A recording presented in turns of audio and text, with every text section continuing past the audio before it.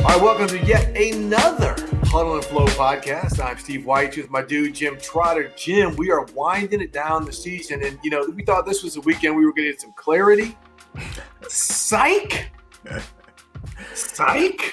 It just Buccaneer showing up. I mean, we're getting there, Steve. Like I said, a week ago, I think the teams at the top, we know who they are, and the rest are kind of, middling around down there trying to find their way. But isn't it interesting that one of the things we're going to be talking about in these last 2 weeks is that maybe when you're bad, it can be a good storyline. So, and I'm talking about the NFC East. So who's going to win this thing? I think, there were teams that had opportunities to make moves there this weekend and didn't. But I still say, looking at it right now, I would have to say Washington's the front runner. Well, obviously the front runner. They're in first place now in the division. But I think if you're picking one team to win it, I think it's Washington based on its schedule, playing Carolina at home and then at Philly. And that's even regardless of who's starting at quarterback. Because the one thing I can say, the one thing I took away from Sunday, I was happy to see Dwayne Haskins play well in the fourth quarter of that game. I think that young kid has been put through a lot, not necessarily all his fault this year. And so for me to see him overcome some adversity early where he made a couple of poor decisions and to go out and throw for 170 yards and a touchdown and lead 2 touchdown drives in the fourth quarter to have a chance, to try and beat the Seahawks was huge. So, his play along with that of Jalen Hurts for the Eagles, Jalen Hurts making it interesting about what's going to happen this offseason with that club. And he's not making it interesting. He's making it easy. Well, he's making it easy except from this standpoint, Steve. You and I both know that when a team drafts a quarterback high, and we're talking number 2 overall, it's very hard for them to give up on that player, particularly after you've paid him now a contract that's one of the highest in the league. So there are rumblings that Carson Wentz isn't happy about what's going on, but the reality is it's too bad. Jalen Hurts deserves to keep that job. I'll be interested to see if he continues to play this well down the stretch, how this plays out in the offseason and going into next year.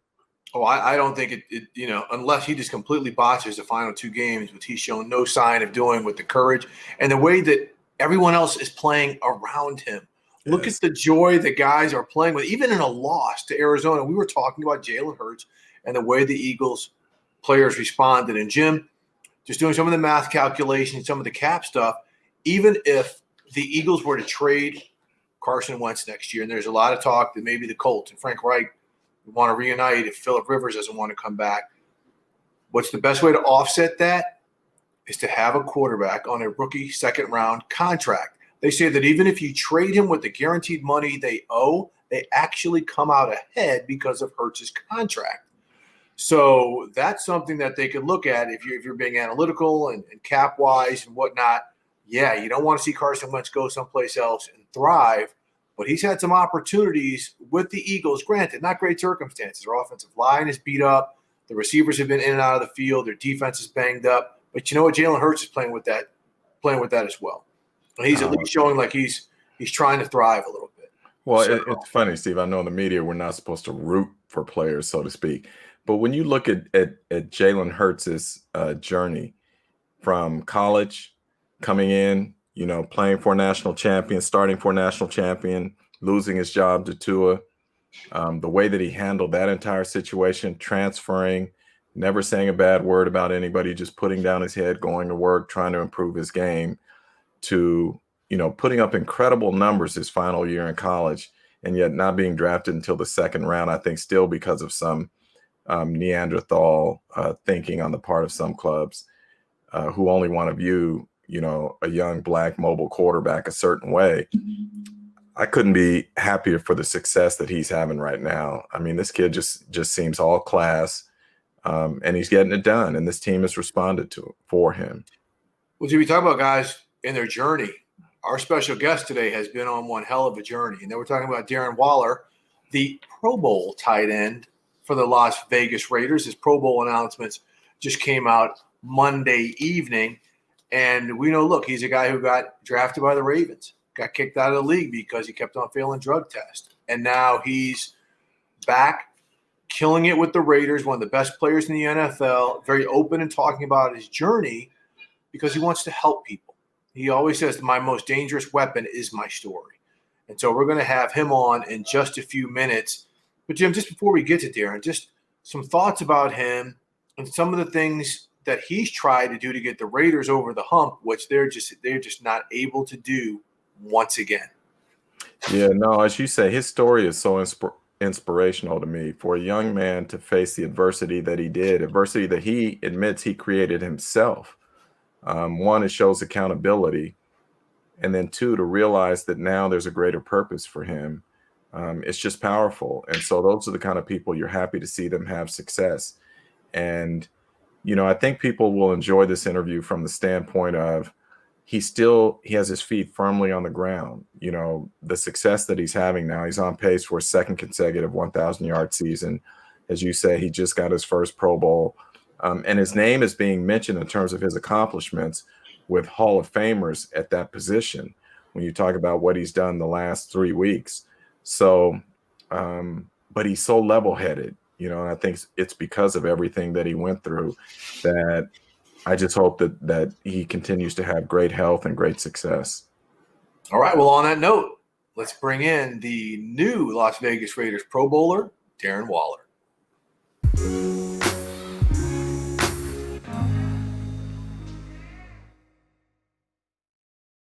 All right, Jim, now we are joined by Pro Bowler Darren Waller of the Las Vegas Raiders. Darren, when you hear that Pro Bowler, when your peers are the ones who select you for an honor like that, how does that feel? It's definitely an honor because, you can't trick those guys that are in the trenches with you. They know the game. They know who's really putting the work in and really doing what they need to do to succeed. So it means a lot to me coming from the guys that, I'm going to war with. That definitely means the most. Darren, you've been open with your story and hoping that people learn from it, from being back in Baltimore, being let go, the failed drug test, and now you're excelling on the field and in life. And I wonder how you would describe your journey from then to now. What's the word that comes to mind? The first word that pops into my mind is necessary. There's a lot of the ways that I approached life back then. I wanted other people to approve of me, other people to, affirm of me. And I just wanted to be, accepted. And I didn't want to stand out. I wanted to be normal. I didn't want to be different. But as now it's like where my life has turned and changed, I feel like I've been able to set myself apart by being different, by going against the grain and doing things that a lot of people may not be doing. And that's what's helped me get to this place today. So I had to fail. I had to go through everything. And it was necessary for me to, be sitting here on this call with y'all today. And how much more satisfying does that make this moment? It makes it real satisfying, honestly. And it's, something that I can just sit back and reflect on and just realize how blessed I am. But also I can see it from a perspective of, not being complacent from it and knowing that it's a process going forward. I'm still going to have to, go to work tomorrow and prepare. It's always going to be something that's going to continue. And I feel like in order for me to best, show that I deserve this award, to continue to improve, continue to grow, and not settle on this. So Darren, in you saying that, how I guess motivating is it or challenging is it to not get complacent? Like you hit a goal and instead of saying, okay, I hit that, using it as a springboard to raise the bar. My coach Frank Smith is on me about improving every day, and it's a race to improve. Is who separates themselves in this league. And, I just feel like I have a new gratitude for the game and knowing that, it's been taken from me before. So I know that I just want to make the most of it while I can. And, knowing I had a teammate, former teammate pass away a few days ago, it's like, I want to maximize on every opportunity that I get and not take anything for granted. Darren, you're putting up some incredible numbers right now. Think about this. Over the last 3 games, you've had 29 receptions, 425 yards, 3 TDs. Those 425 yards are the most all time by a tight end in a 3-game span in a season. Also, it was the second time this year that you've had 150 plus yards in the last 3 weeks. The only other tight ends in the Super Bowl era with 2 such games in an entire season are Hall of Famers Shannon Sharpe and Kellen Winslow and former Raider Todd Christensen. To be in such company, what does that mean for you? And did you ever envision that you would be in that type of company? I definitely did not envision being in that type of company. I never had envisioned greatness, especially early on in my career. I was just trying to get by and, definitely respect those guys and the way they played the game. Is the goal to be one of the greats now, knowing when you hear your name mentioned in that company? Does it become something that motivates you to be one of the greats? Yeah, I just feel like with the skills that God has blessed me with, I feel like it'd be a shame if I didn't try to maximize on them. And I feel like if I'm consistent and do what I need to do and put together, seasons and just individual games, individual days, like I have been the past couple of years, I feel like, I'd be doing, right by myself. And, I feel like that I could continue to, be in those conversations. So let me ask this. How do you defend Darren Waller? Because if they put that small corner on you, you're too physical for them. If they put that safety or linebacker, you got too much speed, athleticism. So how does someone defend Darren Waller? I would say a mixture of coverages.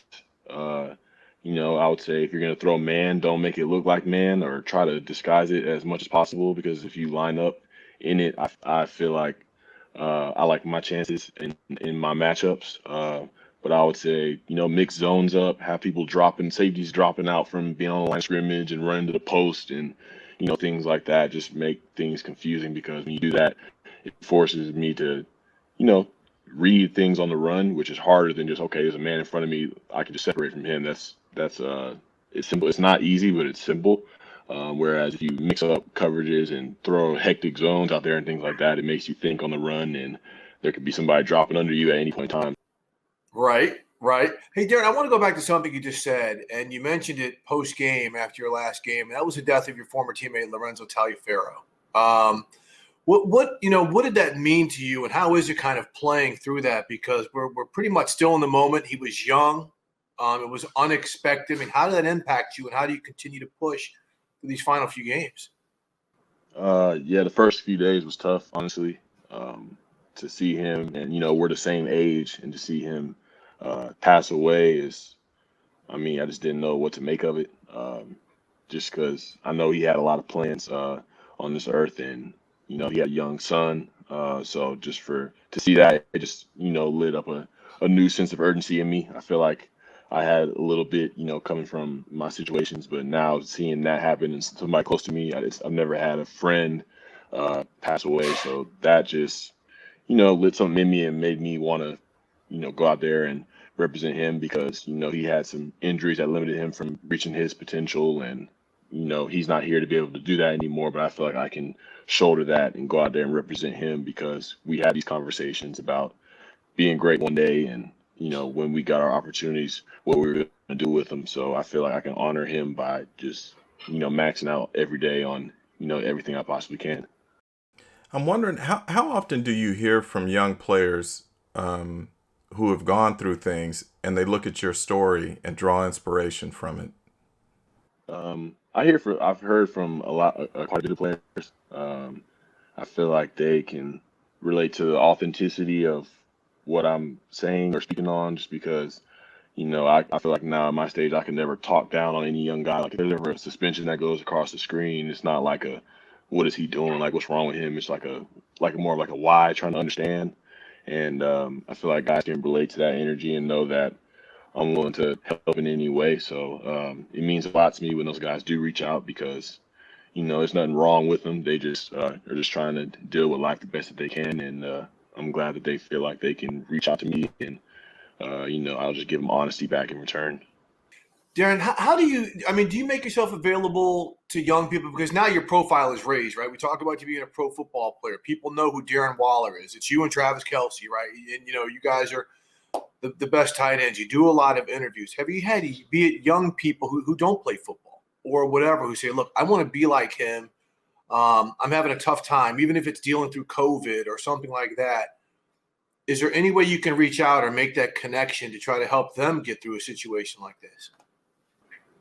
Yeah. I try to, reach out to people, who hit me up through Instagram DMs, or try not to overlook any opportunity that I can to help somebody, but also at the same time, I know I can't save anyone or, heal the entire world myself. I just try to do what I can and, be there for people where I can. I try to, if it's an encouraging message through Instagram for like a random fan, like I'll just scroll through that sometimes and just pick somebody and try to say something encouraging. I just know that with the platform that I have now, that just simple words like that can go a long way. So I just try to stay conscious of that even when my days get, super busy. Darren, we got to ask you about this season. You got Raider Nation out on the edge right now.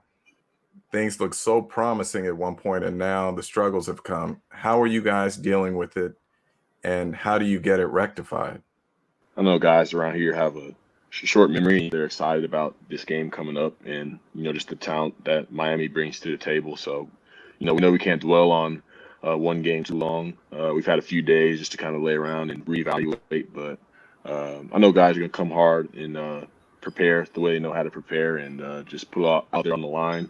We can't really control the results, even though we'd like to, but if you put together good football down after down, I feel like we're still capable of doing that today, and just let the rest of the season play out how it plays.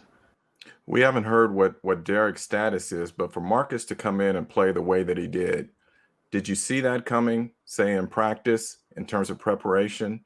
Because you guys didn't miss a beat once he stepped in. Yeah, I mean, it didn't surprise me that much, honestly, just because the way Marcus works.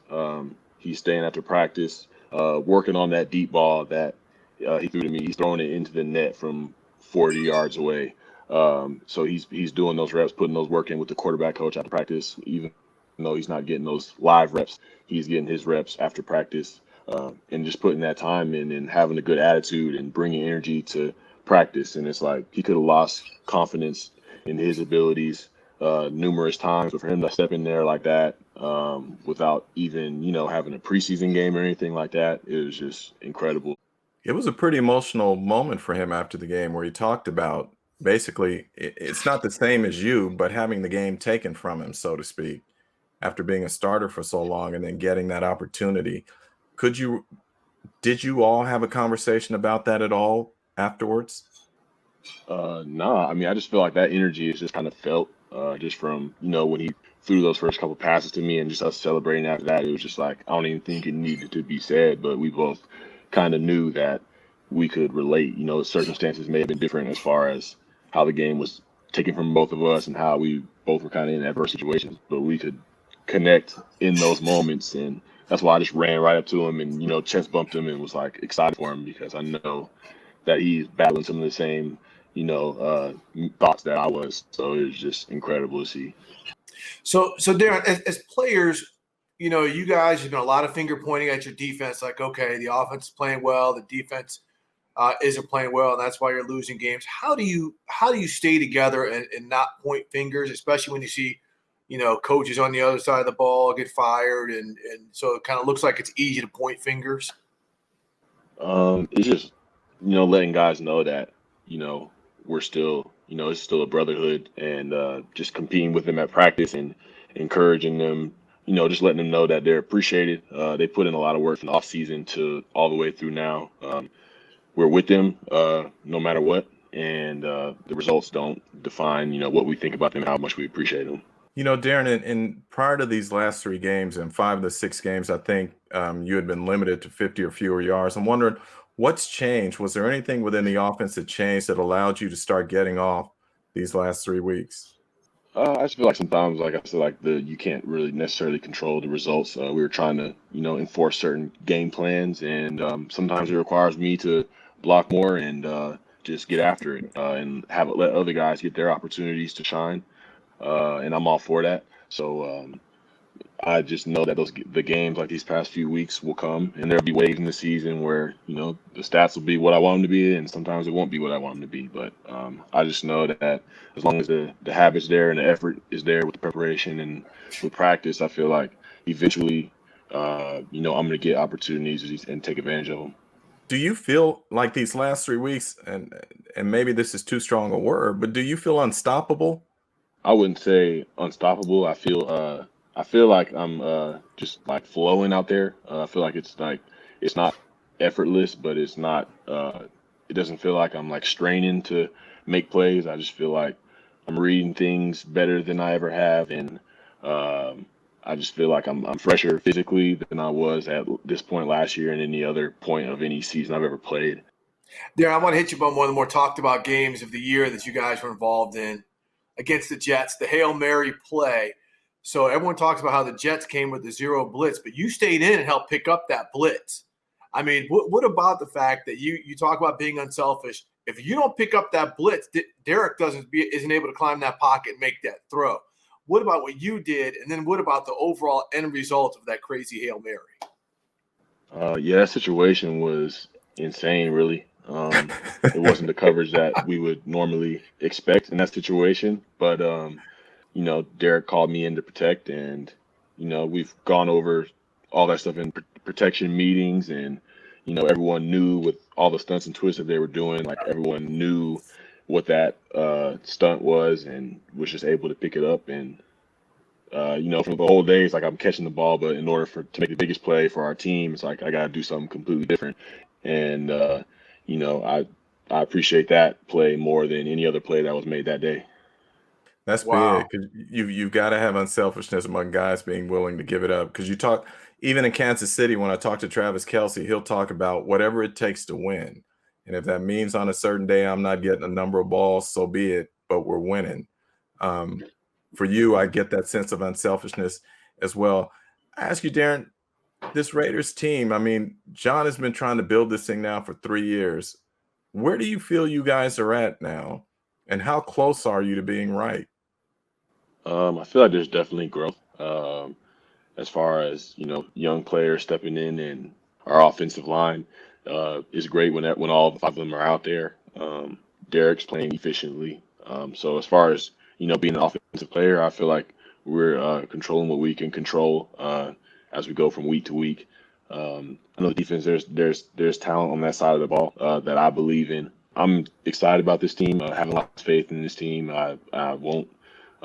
So I'm looking forward to how we continue to grow. I'm wondering what it's going to be like inside that new stadium when you get fans in it. Because me being a Bay Area native, the black hole was a black hole, man, and Yeah. you know, so you guys as players, how much do you think about what is it going to be like when we finally have fans in this place? Yeah, I think about that a lot. Just from some of the games that we've had at home, like the Saints game and the Kansas City game. I just envision how crazy those atmospheres would be if the fans are there, and it'll probably be a little different feel than the how rugged the black hole was. But I just felt like how perfect that was to the franchise and how well that fit. It'll be a little more upscale in Vegas, but I still expect the same kind of energy, and those people make that experience what it is. They're just part of the Raiders as we are. But Darren, truthfully here, man, how weird is it playing a football game with no fans? Right. It's so quiet, like just like a heated moment in the game, like a 3rd and 7, gotta have a situation, and it's just like you hear a napkin hit the ground. So it's just a weird situation. And truthfully, And I mean, people expect you all to have your energy up every Sunday, every moment. As a player, how much energy do you actually draw from the crowd? It's a buzz. Like those people are with you. Like if you're not having your best game and you make a play at some point and you got those people behind you, like, and they still supporting you, yeah, having the fans there does make a difference. Home field advantage is real. hey, Darren, with all the kind of the gut checks that you guys have had to go through, no fans, injuries, whatever, what has it been like going through some of the? I mean, every team's been hit by it, but some of the COVID circumstances where all of a sudden there's guys who can't play or something. I mean, how is it to battle through that, adjusting lineup, stuff like that? Yeah, it's been indescribable. It's like it seems like almost once every 2 weeks or so, like we have something happen with us. It's always a player coming back, and then it's like another one going out, and it's like that those guys are doing what they need to be doing, but it's just like the virus doesn't care what you're doing. Really, it could catch you at any moment. So it's been difficult, and we could have made excuses about it, but we choose not to, and that's why I respect this team. But it's funny because what we talk about here is change behavior. And it's like the NFL is asking you all and coaches and everyone else to learn a new behavior on the fly, so to speak. And that's what I find to be so difficult. Like when you come down on folks, because there'll be times I go to the grocery store and got my mask in the car, and I get out and start to go in, and I realize, oh, I forgot my mask, because it's a new behavior I have to learn that I haven't yet. So, for instance, when they came down on you, fining you for not having a mask out at an event, did you feel that was fair? I feel like just from, looking at the law, like straight up, it said if you're not wearing your mask, you're subject to it. And when I was on stage talking, there weren't people running up on me while I was talking up there, but I didn't have my mask on, and that's the law. So I understand it from that point. Yeah, I'm not trying to get you in any trouble on that. I just think that it's just such a difficult circumstance when even when you're trying to do the right thing, you're going to slip up at times and make mistakes. So I know if they were watching me, I'd probably been fined probably several different times already. So, and I'm trying my damnedest to do the right thing, So, but Darren, Steve, I used to wear my mask. Now I'll be in the house for 30 minutes and still have a mask on. Like, wow, I still got my mask on now. So I do it all the time. My wife is like, "You getting dizzy because you walk around the house with your mask on?" I'm like, "Oh, darn." I had it on. Hey, Darren, real quick before you get out of here, if you don't mind having a little fun with us, what is like on your pregame playlist? Like when you're out there on the field getting your thing, what are you getting right to? What's on the playlist? I feel like people would be really shocked by the music that I listen to before the game. I like listening to rappers that use like soulful samples. It's just like real like chill. One of them, which is a rapper named Ransom. Another one is a rapper named Rock Marciano. Those are two of my favorites for the game. It's just like that keeps me even keel. I used to listen to a lot of up tempo stuff, and now it's just like real slow, like no drums on it. Just I just go out there and it's just like I know I got to come back down to that calm state to execute. So I just like that, and it just allows me to roll and just be smooth out there. Darren, how are you gonna celebrate tonight? This honor, first Pro Bowl honor. How are you gonna celebrate? I'll probably call my family. Watch a little bit of Miami tape, get something to eat, and go to bed early, man. Wait, hold up. You're talking to us before you even talk to your family? Right. I was about to say, hold up. I called in before the news dropped and let them know what was going to happen. So, but I couldn't talk to them for too long because we had stuff to do. But I'm gonna call them for a little while longer in an hour or so here. All right, bro. I was about to give you a little hell on that because they weren't gonna be good with that, Yeah. No, but we appreciate you coming on, Darren, man. You're killing it right now. And more than anything, I think it's the story of you turning around your life and the inspiration that it provides for others who are following behind you, man. That's big. So props to you, continued success, and stay healthy, and hopefully this thing will get turned around for you guys. Yes, sir. Appreciate y'all having me. It means a lot.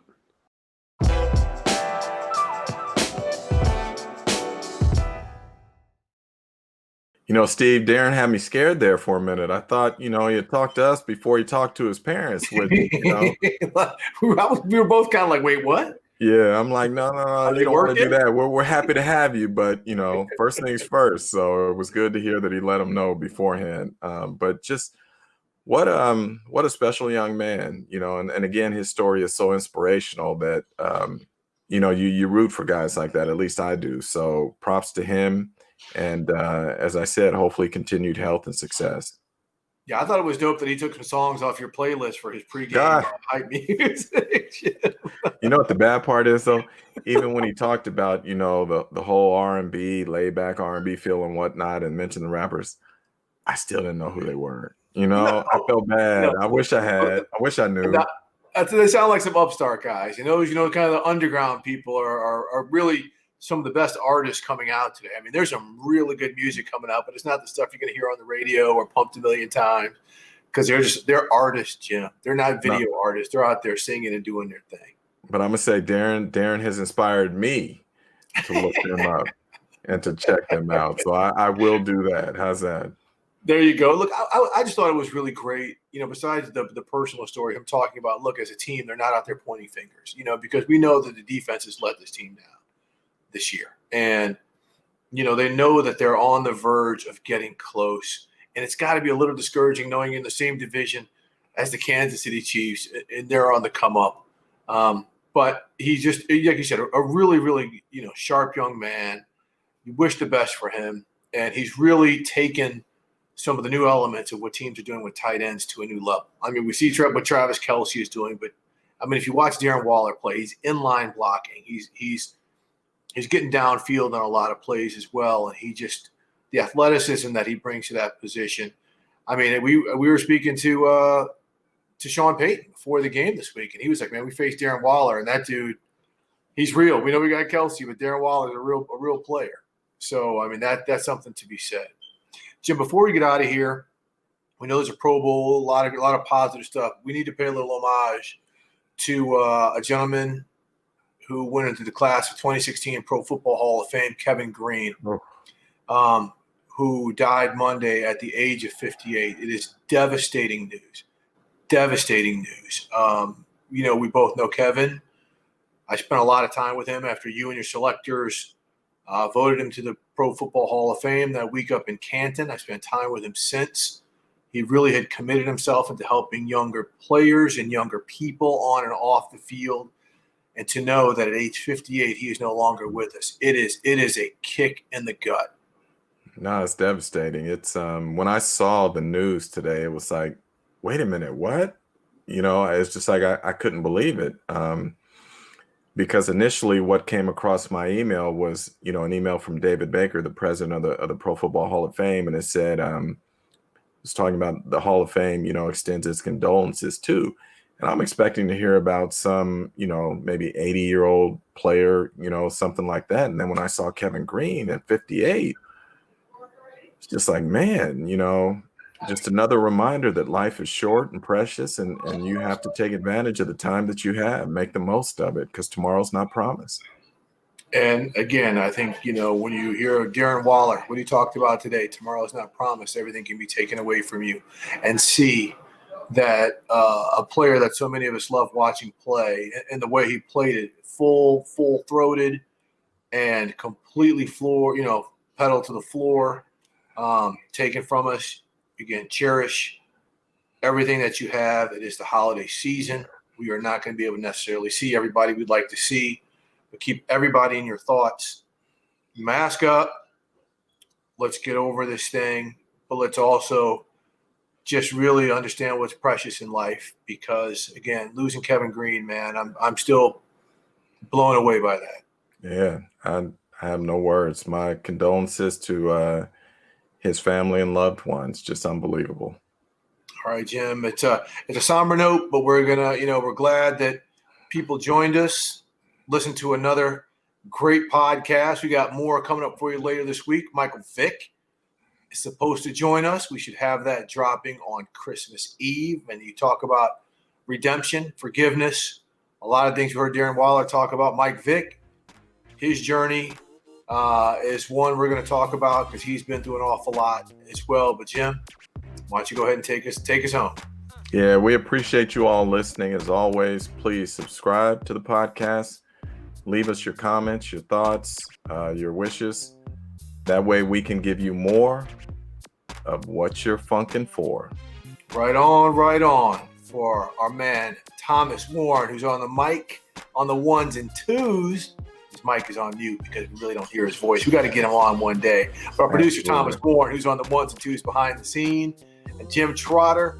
We are the Howard Mob. I am Steve White, and we are out. Mask up, people. Mask up.